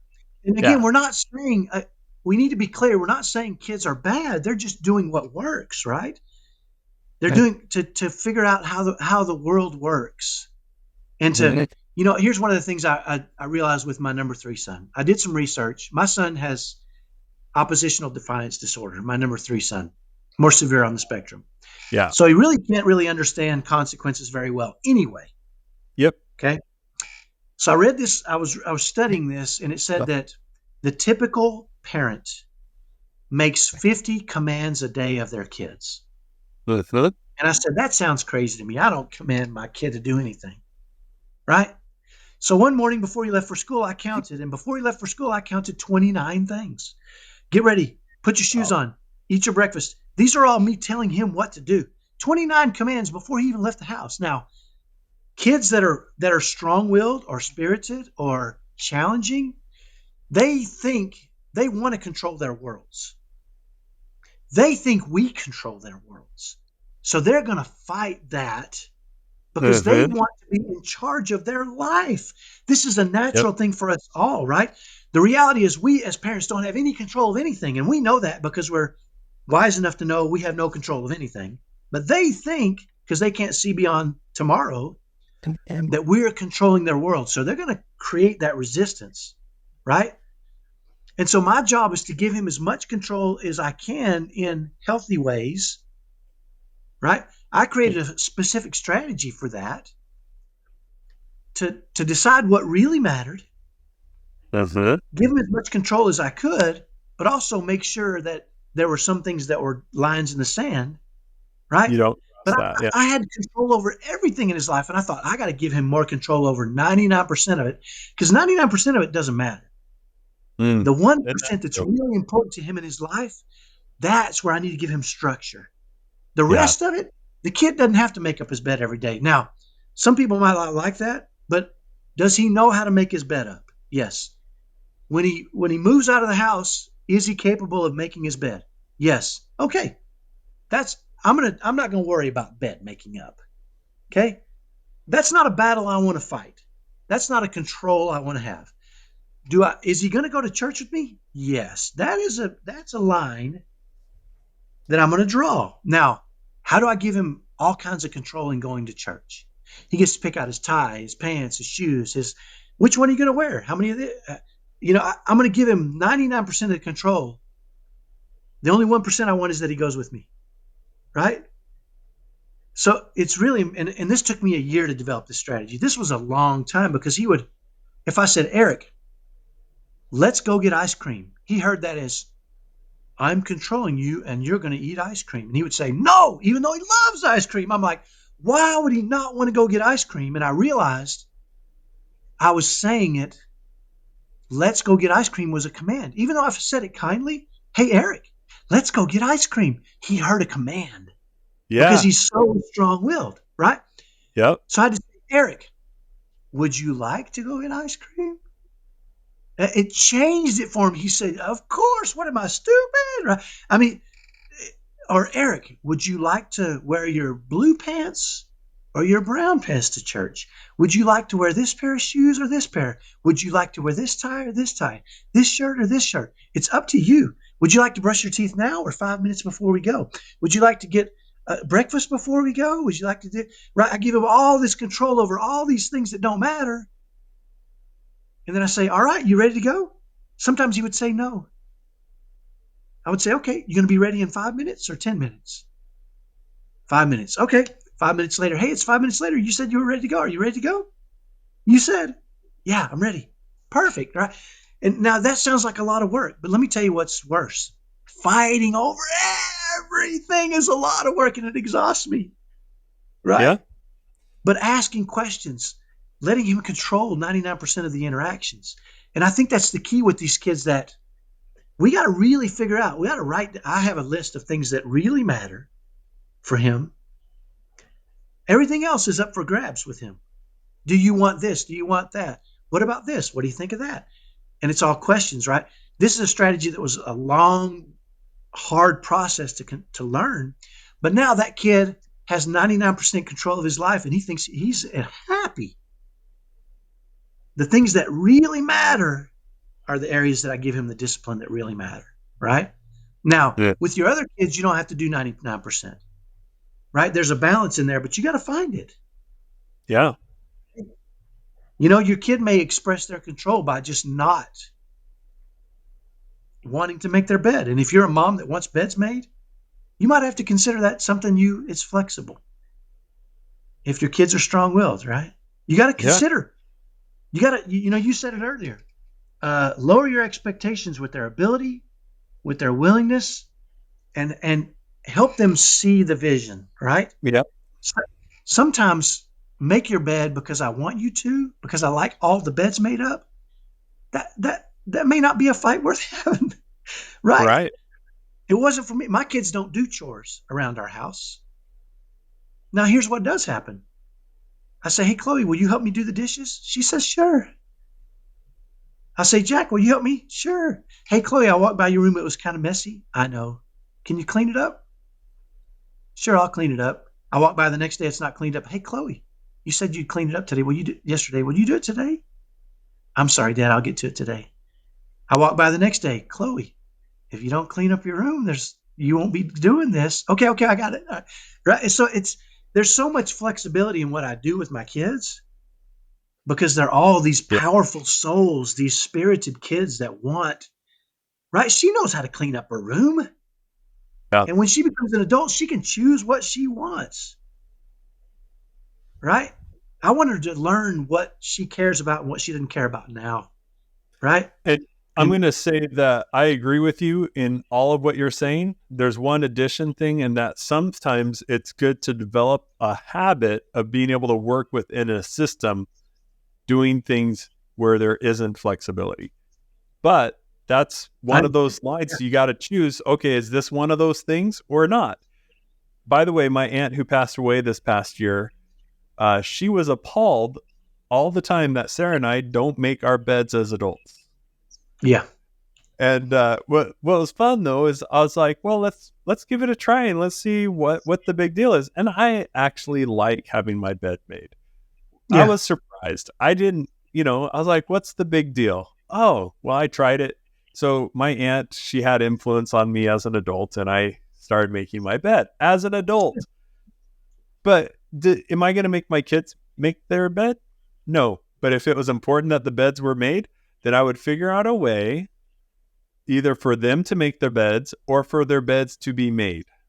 Because if it's not important for me to have them make the bed, but it's important for the bed to be made, we can still make that happen without having to make it that person make the bet. I So, also want to add this, and I okay. think this is vital. Do not ask your kids to do anything that they haven't seen you do plenty. Okay? Because your kids will they will sniff out a hypocrite so stinking fast, man. They will sniff out a hypocrite. So don't, if you want your kids to wash dishes after dinner, make sure they've seen you do it plenty of times and you help them plenty of times. Okay, because if they think they're doing your job, which kids do think that. Ain't my house. I just live here. It's your house. By the way, I know this because I was a kid. I was that kid. Okay? I mean, it's hard for me to remember some of this sometimes, but I'm like, yeah, I remember. Right? Make sure your kids see you doing what you ask them to do and join them regularly in that. Right? I mean, if you ask your daughter, I'll ask my daughter, hey, could you clean up your room? And if I see it not done the next day, I say, hey, Chloe, I'm going to go up and start cleaning your room. I got it. Don't do that. I'll help you. Okay, will you help me? Yeah, I'll help you. We'll have fun. Right? And we will. We'll do it together sometimes. We'll throw dirty clothes in the hamper. We'll do this. We'll do that. Because they know I'll do anything I ask them to do, I'll do. And I've done it. And it makes a difference to a kid to know you're not just trying to get them to do something. They see you as lazy if they don't think you're willing to do it or they haven't seen you do it. I think this is a great way to end it. Okay. If you have a strong-willed, spirited, or challenging child, one of the best tactics, once you get sorry, real quick, what's the acronym? It's tactics is like number 2 or whatever. What it's goal. Oh, it's what's the challenge? What's the long-term objective? There we go. Objective. What is the strategy? And what are the specific tactics? Yeah. Okay. So tactics is the last thing. So you guys get the other things down right. Spirit of love. Okay. That's where you start with everything. But here's a tactic that works exceptionally well if internally it's true for you. If it's not true for you, they will sniff it out and you're going to be a hypocrite and it won't work. But if you can get yourself to the point where you're willing to help your child do that thing which they are having a hard time doing, the spirited ones, the strong-willed ones will want to do it without you.